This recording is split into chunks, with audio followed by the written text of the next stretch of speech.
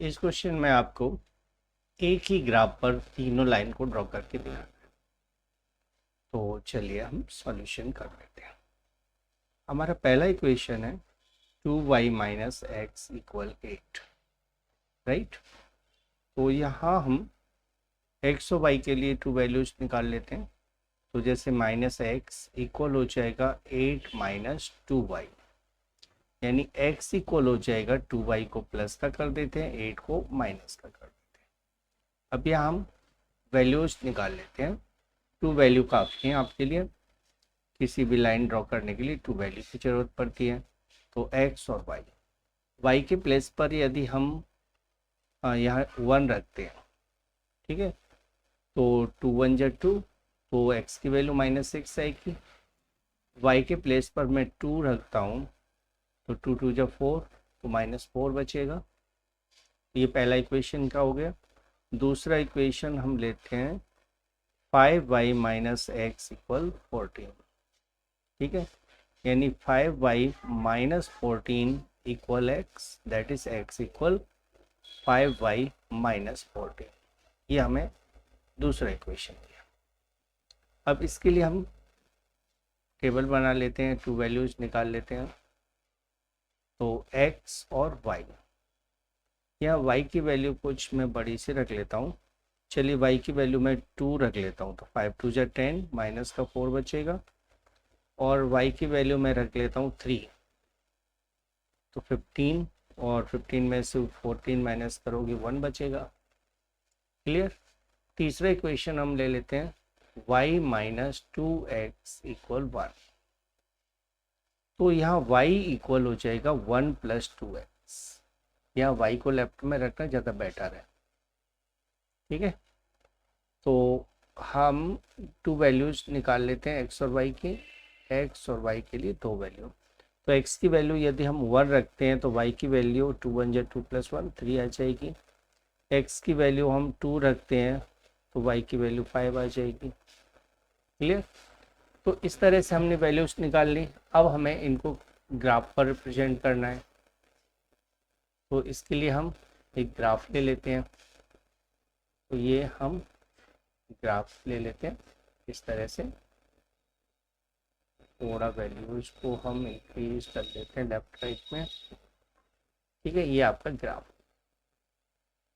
अब इस ग्राफ में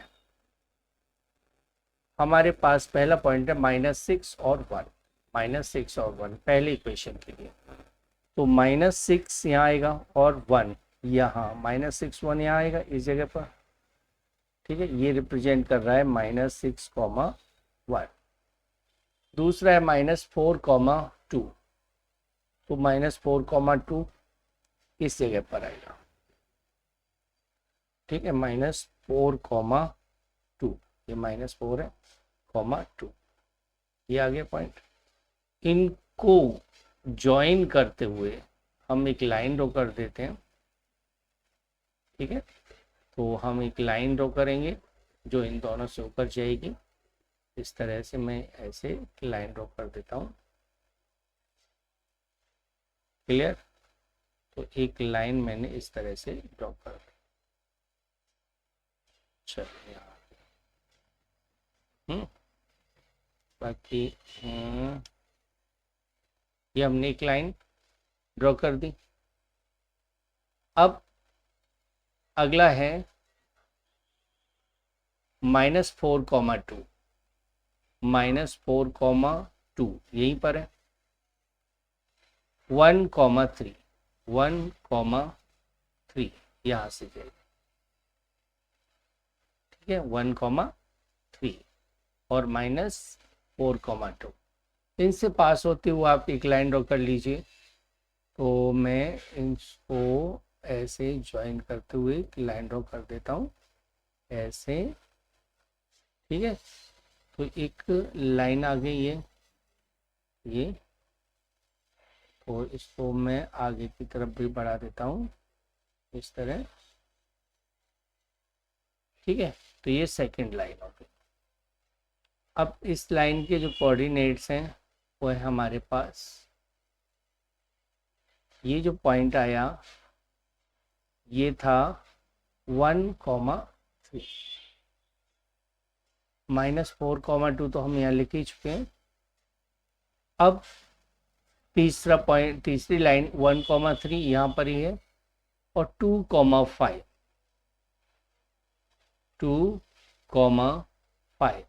यहाँ पर